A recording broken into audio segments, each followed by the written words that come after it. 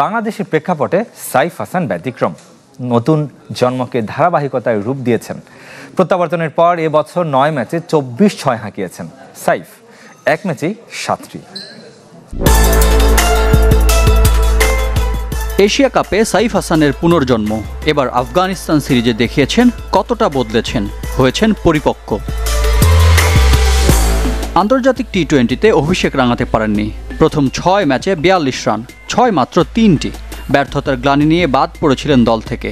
তবে 2 বছর পর সাইফ ফিরেছেন ভিন্ন রূপে।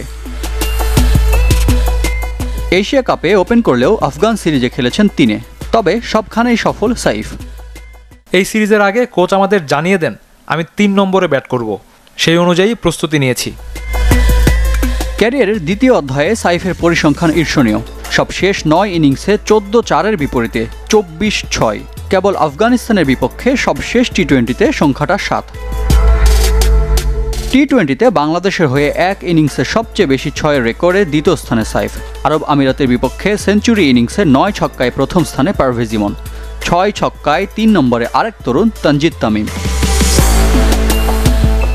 এক বছরে টাইগারদের হয়ে সবচেয়ে বেশি 6-এর কীর্তিতেও শীর্ষ 5-এ সাইফ। 30 ছক্কা নিয়ে সবার উপরে তানজিদ তামিম, 24 ছক্কা সাইফের, যদিও খেলেছেন বাকিদের চেয়ে অর্ধেকেরও কম ইনিংস।